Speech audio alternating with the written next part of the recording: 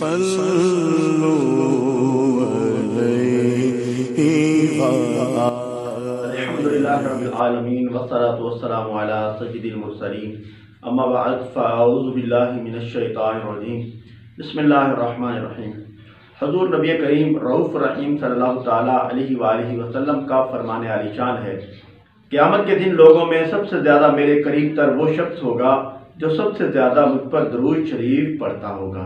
ہمیں بھی اپنے پیارے آقا صلی اللہ تعالیٰ علیہ وآلہ وسلم پر کثرت کے ساتھ درود پاک پڑھنا چاہیے۔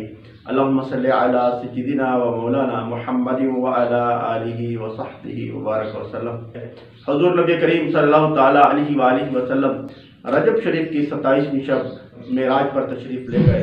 حضور نبی کریم صلی اللہ تعالیٰ علیہ وآلہ وسلم نے جہاں جنت کی سیر کی، آسمانوں کی سیر کی، پھر اللہ تعالیٰ سے ملاقات بھی فرمائی، وہی جہنم کا بھی ملاحظہ فرمایا۔ صلی اللہ علیہ وآلہ وسلم نے جن لوگوں کو عذاب میں مبتلا دیکھا، ان میں وہ لوگ بھی تھے جو سود خوری کے سبب عذاب میں مبتلا تھے۔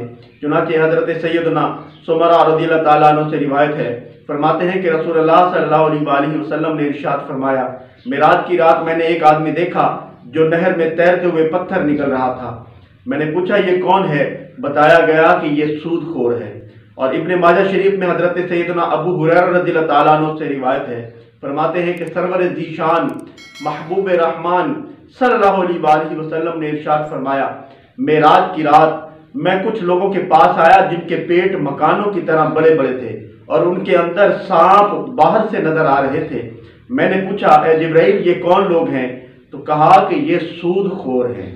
مفسر شہیر حکیم الامت حضرت علامہ مفتی احمد یار خان نعیمی رحمۃ اللہ تعالیٰ علیہ اس حدیث پاک کی شرح کرتے ہوئے فرماتے ہیں، چونکہ سود خور حباسی ہوتا ہے، کھاتا تھوڑا ہے، حرص اور ہوس زیادہ کرتا ہے، اس لیے ان کے پیٹ واقعی کوٹڑیوں کی طرح ہوں گے۔ لوگوں کے مال جو ظلماً وصول کیے تھے وہ سانپ بچھو کی شکل میں نمودار ہوں گے۔ آج اگر ایک معمولی کیڑا پیٹ میں پیدا ہو جائے تو تندرستی بگڑ جاتی ہے، آدمی بے قرار ہو جاتا ہے، تو سمجھ لو کہ جب اس کا پیٹ سانپوں بچھوؤں سے بھر جائے گا تو اس کی تکلیف اور بے قراری کا کیا عالم ہوگا۔ ان روایات سے ان لوگوں کو عبرت حاصل کرنی چاہیے جو سود کا لین دین کرتے ہیں۔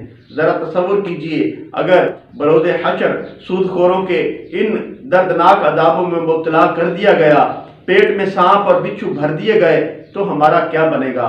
اس وقت یہ سودی نفع کچھ کام نہیں آئے گا۔ لہذا عقل مند کو چاہیے کہ دنیا کے حقیر اور عارضی نفع کی خاطر خود کو قبر اور آخرت کے ہولناک عذاب کا حقدار ہرگز نہ ٹھہرائے۔